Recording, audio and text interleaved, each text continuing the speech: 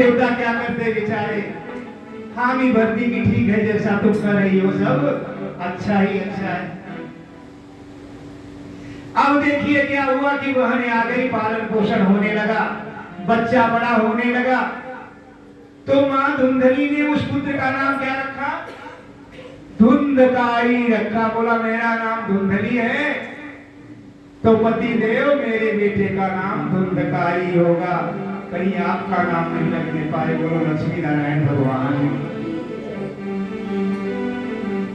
अब परमात्मा की कृपा देखिए कि 3 महीने बीते कि गाय ने भी मनुष्य आकृति का एक जो है बच्चा जन्म दिया। बोलो लक्ष्मी नारायण भगवान की। सारा शरीर मनुष्य का, लेकिन जो उसके कान थे वो गाय की तरह बड़े बड़े थे, क्योंकि कुछ ना कुछ अंश माता का भी रहता है, तो इसलिए उसके कान बड़े बड़े हो गए। अब तो ब्राह्मण देवता बड़े प्रसन्न हुए कि परमात्मा की बड़ी कृपा, जिस गाय को पालता था 5 निकल जाती थी, उस गाय ने भी एक पुत्र दे दिया। बोलो लक्ष्मी नारायण भगवान की। अब तो सारे नगर में आत्मदेव ब्राह्मण के भाग्य की सराहना होने लगी कि देखो परमात्मा की कैसी कृपा कि पहले संतान ही नहीं हो रही थी और एक संतान की जगह 2-2 संतानें उसकी गाय ने भी उसको पुत्र संतति दे दी है। ब्राह्मण देवता बड़े प्रसन्न हुए और उसका जात कर्म नामकरण किया और गाय जैसे कान होने के कारण उसका नाम क्या रखा गया? गोकर्ण रखा गया। अब दोनों बालक बड़े हुए। गोकर्ण जी तो विद्या अध्ययन ज्ञान की खोज में रहते, सत्कर्म करते, पूजा पाठ करते, ब्राह्मणोचित कर्म करते और सत्संगति करते। लेकिन धुंधकारी दुर्संगति करता, पढ़ाई लिखाई नहीं करता, चोरी चमारी लड़ाई झगड़ा बस यही सीखता। अब जब दोनों बालक बहुत बड़े हो गए तो इधर गोकर्ण जी सत्संगति के कारण, विद्या अध्ययन के कारण, ज्ञान के कारण परमात्मा के पूजा पाठ भजन कीर्तन में अपना लग गए, ब्राह्मण की जीविका चलाने लगे।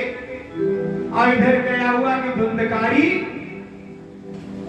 जुआरी शराबी अन्य जो जितने बुरे कर्म थे उन कर्मों वालों के साथ संगति कर ली।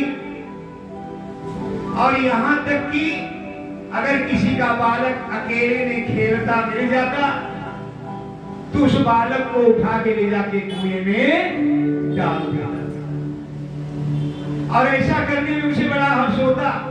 अब तो उसकी चित्तवृत्ति बुरे कर्मों में ही लिप्त हो गई। उसके इस चरित्र को देख करके गोकर्ण जी तीर्थाटन के लिए निकल पड़े। बोलो लक्ष्मी नारायण भगवान।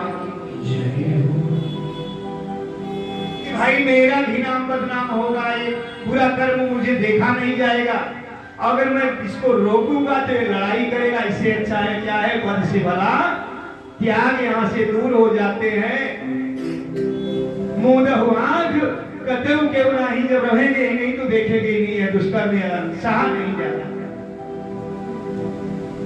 और जब वह चले गए तो धुंधकारी ने एक दिन अपने माता पिता को खूब मारा पीटा, क्योंकि जुए में जो कुछ था घर का सब हार गया था। अब भांडे बर्तन जो बचे थे उसके लिए ले जाने लगा तो आत्मदेव ब्राह्मण ने रोका तो माता पिता की खूब पिटाई की। आत्मदेव ब्राह्मण बेचारे बड़े दुखी हुए और उन्होंने मन में विचार किया कि इससे अच्छा था मेरा संतान का ही रहा होता तो ज्यादा अच्छा था। इससे अच्छा देखो गाय का बछड़ा है, बच्चा है, मनुष्याकृति का वो ज्ञान में लगा हुआ है मेरा पुत्र बन करके, और मेरा जो अपनी पत्नी का पुत्र है ये तो दुराचारी हो गए। इससे अच्छा है कि अब मैं क्या करूं, आज